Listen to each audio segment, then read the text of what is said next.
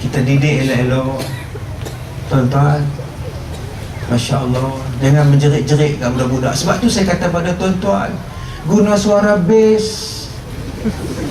Bila kita guna suara bass dalam kita menasihati orang, orang tu akan dengar. Cuba saya guna suara lantang. Tuan-tuan, apa nak jadi ni?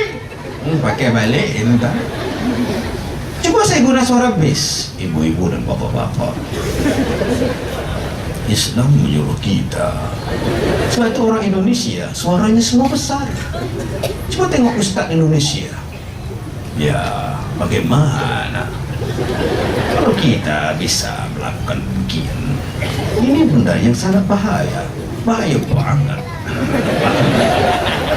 Coba tengok bomo Indonesia pun suaranya besar. Saya orang Indonesia, kalau nggak ada ilmu di dada, nggak sampai terusan Suez. Saya orang Indonesia, kalau nggak ada ilmu di dada, nggak sampai ke piramid. Tanpa dekat Kak Lima, demam tu. Ini cerita hantu Kak Lima balik rumah. Kenapa tuan-tuan minat dengan piramid? Pertama, lagu dia menyentuh jiwa. Lagu dia sedap-sedap. Lagu yang biasa-biasa zaman dia tak apa nak sedap. Biasa-biasa. Oh Khadijah, jah, oh Khadijah, jah. Biasa lah main lagu dia. Hamidah, muda remaja. Lain tuan-tuan, lain. Orang dulu menyanyi di bawah bulan purnama, di pagar bintang beribu, hatiku merasa bimbang. Main piramli lain. Malam bulan di pagar bintang lain. Masuk lagu dia dalam kita. Yang kedua, Pak siapa? Sebab suara dia besar. Orang yang menyanyi dengan suara bass, orang minat. Orang minat tuan-tuan. Getaran jiwa melanda hatiku. Cuba suara halus. Getaran jiwa. Selesai dah je. Cuba tengok Jamal. Kenapa Jamal Abdillah sampai lah orang minat? Suara besar. Azura, ada sinar di matamu. Kenapa orang minat yang nasi? Suara besar. Kepadamu kekasih aku serahkan, kerana ku tahu kau lebih mengerti. Suara dia besar. Saya nak cakap pada tuan-tuan, suara bass. Kenapa orang minat pada Piramli? Sebab dia menyanyi sambil senyum. Sebab tu orang suka sambil senyum. Hai senangnya dalam hati. Memang suka lah Ustaz. Mana tiga? Nah, lagu ni kebanyakan dia senyum. Kalau jodoh tak kemana adinda idaman kanda, walau gelap alam maya ku cari dinda baru jumpa. Dia senyum. Yang keempat, kenapa sedap suara dia? Kenapa kita suka lagu dia? Sebab dia ikut tajwid. Telah ku renung dalam kitab Al-Falaq, makin ku renung berdatu tetap. Nampak? Tajwid. Bulan dan juga angin.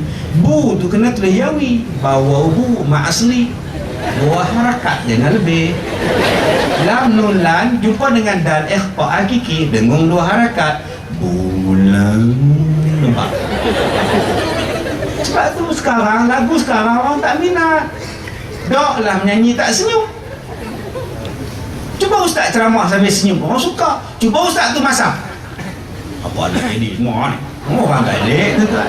Cuba dia senyum tuan-tuan, dia rahmati Allah. Orang suka. Diri 2 jam tak apa, nak bawa 2 jam keluarga. Tuan-tuan tak apa, duduk tu 2 jam ni. Tak sengit kiri, sengit kanan. Subhanallah. Cuba kita senyum. Pemimpin kena senyum, jangan marah-marah. Senyum. Senyum berasa indah. Suria yang membawa cahaya. Bukannya susah senyum. Masa muka. Cuma saya pesan, bila nak senyum pastikan ada orang. Duduk sorang-sorang atas tangga. Tak lama lah, tukar alamat pula. Kita tanjung bahagia kan, tanjung rambutan. Orang sekarang menyanyi muka masa, tak ikut tajwid. P.Ramlee bulan 2 harakat. Kita bulan madu di awan biru 6 harakat. Itu macam mana? Tadi P.Ramlee dia menyanyi sambil senyum. Engkau laksana bulan. Itu P.Ramlee. Mari kita pula. Kau umpama bunga yang mekar di hatiku. Mu'ay sesuatu nampak mu'ay. Balik mu'ay. Ku harap kau mekarlah selama-lamanya. Macam mana orang nak minat? Salah tu orang ni. Saya nak abang pada tuan-tuan, kalau kita jual kereta guna suara besar, orang beli kereta kita walaupun mahal. Volkswagen Das Auto. Cuba suara halus. Volkswagen Das Auto. Saya sebenarnya nak cerita pada tuan-tuan, suara bass maksudnya apa? Bukan makcik-makcik kena buat suara besar, sakit tekau. Abang mah kecewa dengan abang. Sakit tekau abang kecewa dengan abang. Dah, suara besar maknanya ialah slow talk. Slow talk. Cakap slow talk, cakap pelan-pelan, steady. Mah, abang nak tegur sikit. Abang rasa tak seronok lah bila mah keluar pada rumah bawa sapu sampah, pakai kemban. Abang tak boleh mah, dosa. Boleh tak kalau mah tutup aurat bila mah sapu sampah kat sedai kain lah. Baiklah bang, mau minta maaf lah. Tak minta maaf bang, minta maaf Allah. Itu nama dia suara besar. Sebab tu tuan-tuan, seronok dia dengar. Makcik-makcik kena ingat, walaupun tua, bahaya lagi tau. Kayak baru ni makcik yang 70 tahun kena rogol. Yang rogol jiran sebelah rumah. Jangan makcik-makcik ingat tak ada siapa nak lah, tua lah. Jangan kata. Kalau dia berkenan kat kambing, kambing lintas depan dia tengok kambing tu. Lawa juga kambing ni. Kenal pula lah kambing tu. Kambing pun dia kena tambah makcik. Dia jagalah makcik. Oi, hak rogo dia jiran sebelah rumah 60 lebih lah. Masuk paper baru ni tuan-tuan baca. Tu masuk hospital, orang tahu api tu ramah pula. Tu macam dulu makcik tak melawan ke? Mula-mula makcik melawan ke? Lama-lama biar. Tak tahulah tuan-tuan. Saya nak cerita, kalau kita suara besar, maksudnya apa? Kita kena duduk dekat dia, baru dia dengar. Tepuk belakang dia. Din nak periksa tahun ni Din. Kalau Din asyik main gadget, duk tengok TV, bila Din nak berjaya lah periksa? Boleh tak Din kurangkan masa dan lebihkan masa untuk belajar? Sambil usap belakang dia. Lama-lama dia dengar. Dia dengar. Sebab tu kita kena jadi rapat, boleh kita nasihat. Itulah tuan-tuan yang disuruh. Saya sebut pada tuan-tuan, ramai hari ni nak tunggu kenyataan saya tentang isu pelantikan saya ke Majlis Tertinggi UMNO. Saya sebut dalam akhbar, dalam televisyen, saya tak pernah minta dan saya pun tak tahu. Tiba-tiba dia orang call saya, Ustaz, boleh tak kami lantik Ustaz MT? MT apa? MT UMNO. Baik, saya bukan ahli UMNO. Dia kata memang PM minta orang yang di luar ahli untuk jadi ahli supaya boleh menasihati. Kalau ahli kami lantik, dia tak boleh nasihat kami, dia takut, dia segan. Jadi kami nampak ustaz daripada 15 calon, ustaz paling layak sekali. Layak lagu mana? Kami dah berunding dengan mufti mengesyorkan ustaz dilantik. Kalau ustaz setuju, kami nak hantar surat lantikan. Lu relax brother relax. Tapi saya tak nyanyi lah dekat dia. Hari Khamis minggu lepas, PM sendiri call. Ustaz Kazim, saya cukup berminat dengan ustaz. Kalau boleh ustaz tolong kita di dalam memartabatkan Islam di dalam negara kita. Macam mana ustaz? Saya ni Datuk Seri tak ada apa. Sebab tak ada apa lah saya nak bagi apa pada ustaz. Sebab sekarang ustaz bercakap di seluruh Malaysia.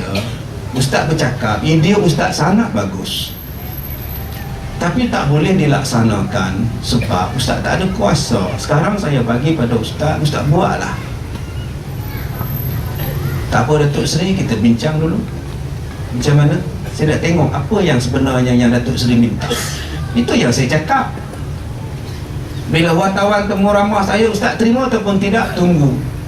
Saya nak jumpa PM dulu. Saya nak tengok apa yang saya nak buat, apa yang diminta pada saya. Sebab saya bukan ahli parti. Saya bukan ahli parti UMNO, tak pernah masuk semua hidup. Walaupun orang tuduh saya macam-macam, walaupun orang kata saya macam-macam, orang kata baru anjing, saya tak pernah masuk. Ini satu penghormatan. Pegawai dia telefon, okey ustaz, tu ustaz boleh jumpa dengan PM hari Isnin jam 11.30 pagi di Parlimen. Saya pergi jumpa dia. Oh ustaz, tahniah. Kenapa pula? Setiap hari muka ustaz je sekarang. Muka saya pun tak muka depan, kata dia. Tak apa ustaz, duduk. Macam mana ustaz? Terima kasih atas tawaran Datuk Seri. Cuma saya nak tanya lebih lanjut. Saya ni bukan politician. Saya ustaz kampung. Apa sebenarnya yang Datuk Seri nak minta saya buat? Ustaz, saya minta ustaz rangka di dalam majlis tertinggi nanti, buat satu dasar bagaimana pendidikan daripada peringkat sekolah rendah sampai kepada sekolah menengah, daripada tadika sampai pada sekolah menengah. Ustaz bagi pendidikan macam mana yang terbaik. Sebab saya tengok ustaz ada idea yang banyak. Saya yakin ustaz boleh buat supaya anak-anak muda kita ini jadi elok, sistem dia jadi elok, pendidikan dia jadi elok. Saya bagikan kemudahan pada ustaz, buatlah.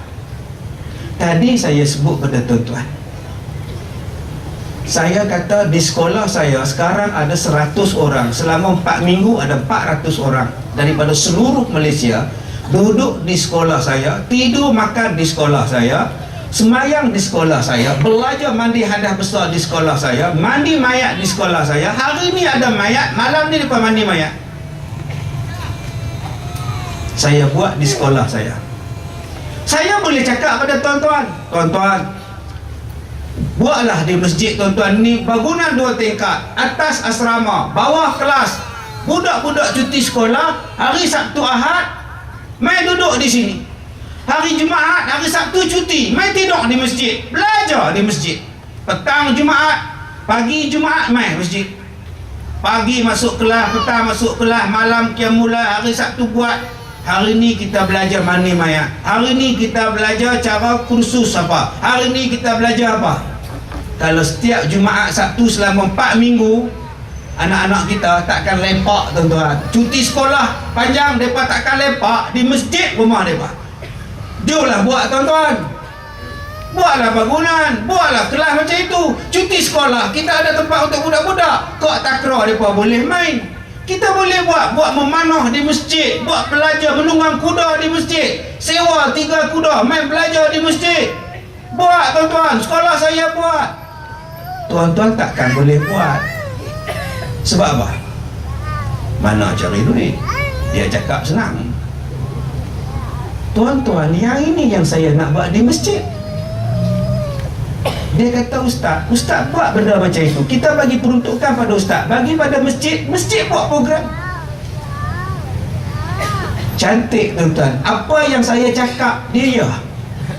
Sekarang saya minta tuan-tuan buat, tuan-tuan takkan boleh buat. Mana nak cari duit bagi makan budak-budak. Nah, saya bagi 20,000 buat. Panggil tukang masak, panggil kuda, panggil memanah, belajar dekat mereka. Tak jadi baik anak-anak tuan-tuan. Selama 3 bulan, 4 bulan duduk di sini. Yang mana tak terlibat dengan PLKN, budak-budak SPM duduk di masjid, belajar dengan ustaz semua. Ini yang saya nak cakap. Saya nak buat itu. Tadi saya cakap, saya susah hati dalam drama. Anak-anak jadi kasar, anak-anak jadi sombong dalam drama. Saya nampak kepala otak saya dah sampai dah masa dia lembaga penapisan filem meletakkan bahawa drama-drama tidak boleh lagi drama lawan mak bapak, hanya boleh drama yang baik saya, yang 4 pintu, yang menjerit dekat mak, menjerit dekat bapak, haram drama ni. Saya duk tengok majalah Betik, Mempelam, Mangga, semua duk pakai baju bikini depan dia. Kalau saya jadi tuan-tuan, saya nak minta haramkan majalah-majalah macam ni supaya budak jadi baik. Saya nak minta supaya televisyen, tuan-tuan cuba tengok televisyen Warta Berita 8.45 baca berita, beralih ke berita sukan. Terima kasih. Roger Federer mengalahkan Rafael Nadal dalam terbuka Amerika, tenis terbuka Amerika 6-3, 6-4 dalam pertarungan lebih daripada 1 jam. Permulaan yang baik oleh Rafael Nadal menyebabkan Roger Federer agak kaku pada perlawanan tersebut. Dalam perlawanan tersebut juga, Roger Federer mengumumkan bahawa beliau telah bersara daripada arena tenis. Tuan-tuan kenal kan Roger Federer ni? Rafael Nadal ni adik-adik tuan-tuan lah. Apa faedah tuan-tuan tahu?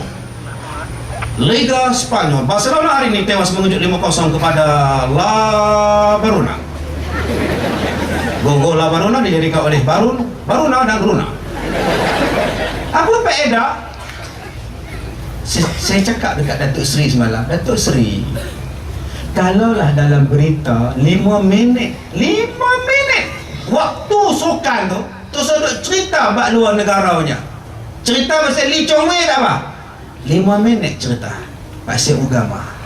Hari ini kita akan belajar cara-cara bertayamum. Silakan Ustaz Kazim. Tiap-tiap hari dalam berita 5 minit bab agama, 5 minit bab agama. Alim orang Malaysia tuan-tuan. Yang ni yang saya cakap dekat dia. Ya, bagus ide Ustaz.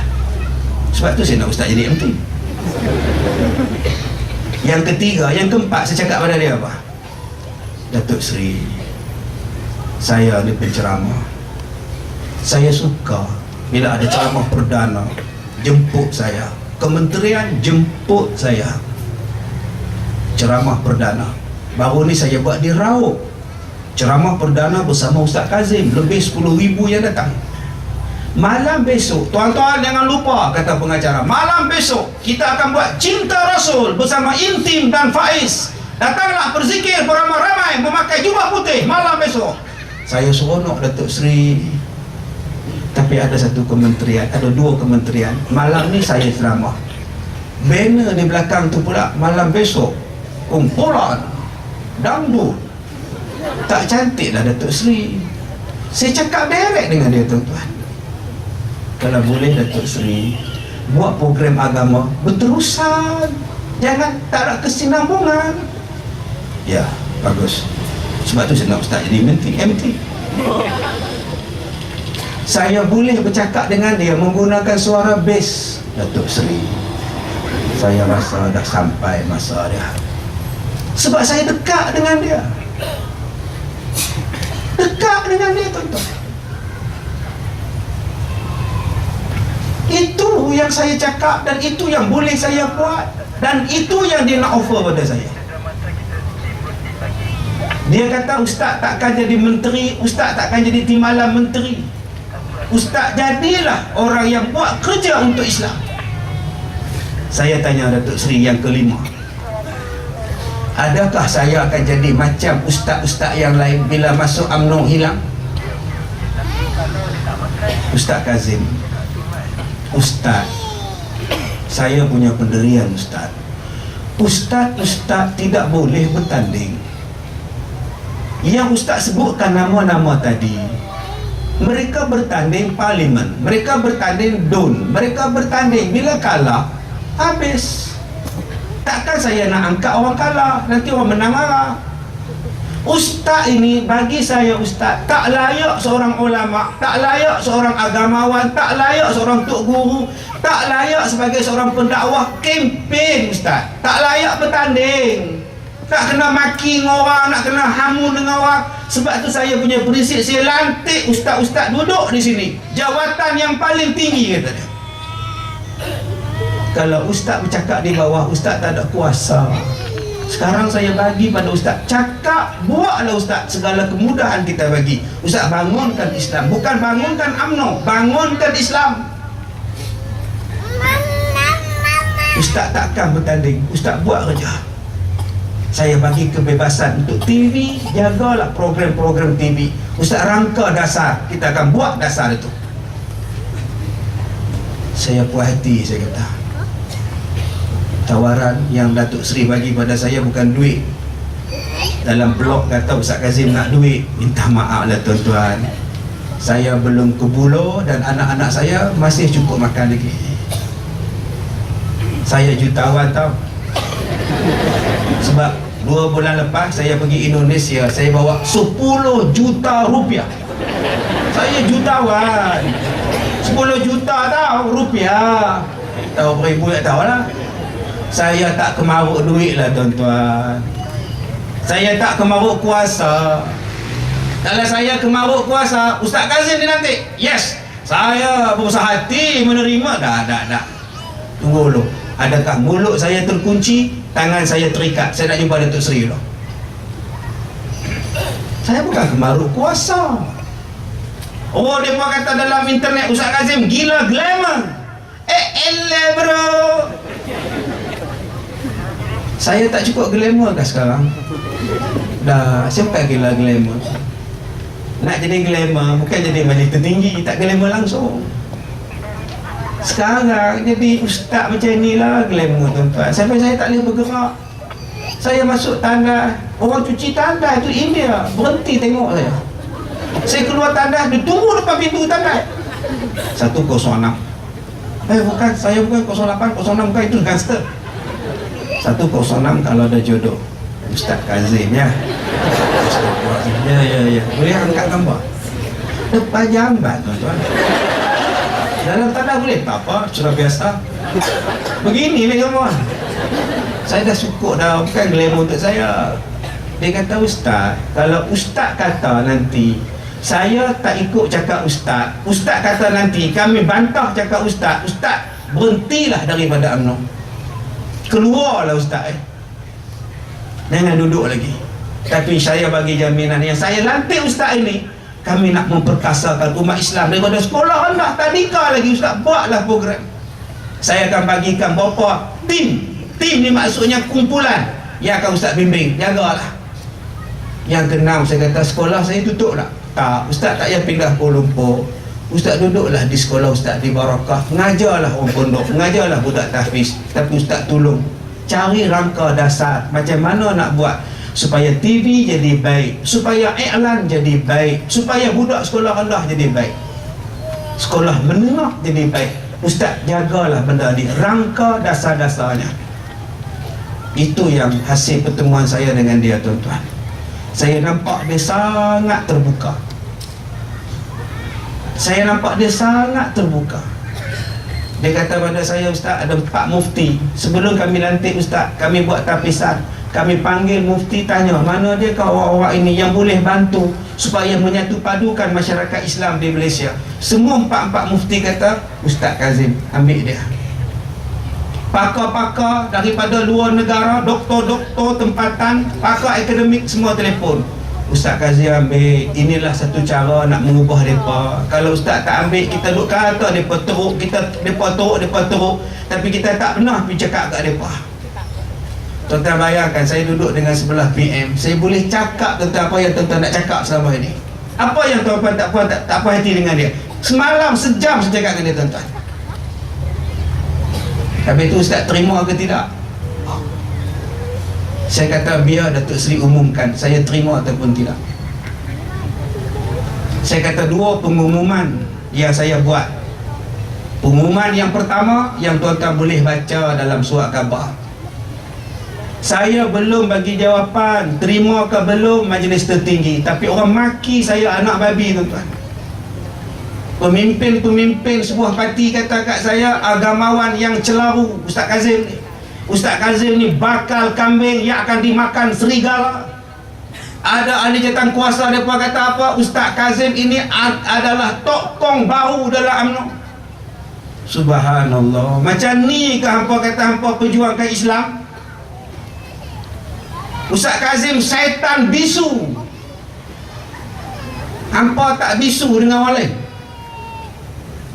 Dengan orang kafir hampa tak cakap apa. Hampa duk kawan dengan orang kafir. Orang kafir kata kami tolak hudud, hampa diam tu.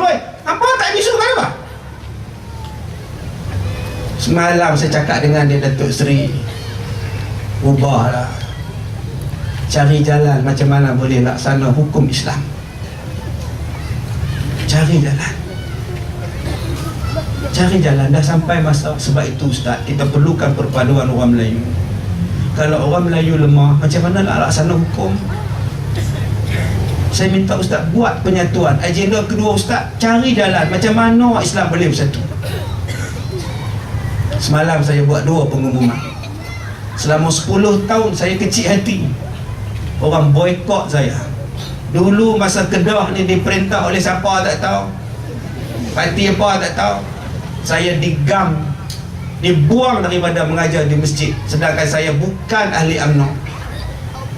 Saya sedih, tuan-tuan. Arahan keluar boykot Ustaz Kazim. Conteng gambar saya, tuduh saya makan, bubuh gambar hantu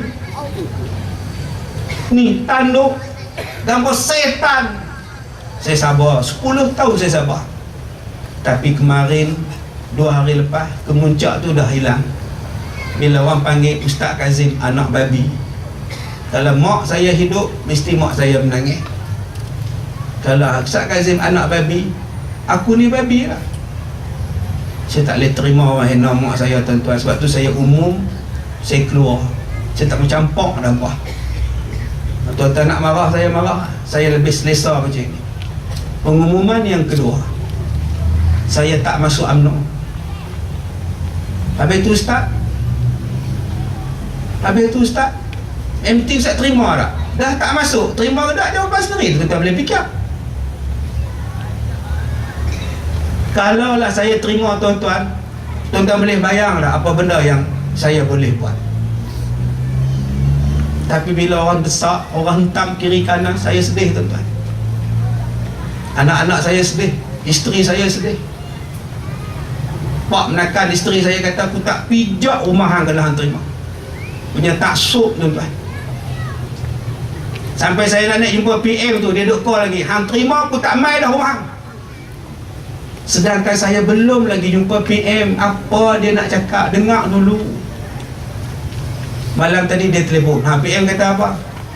Lalah dia kata, pulang tak lah, nak terima pun tak apa, baru faham.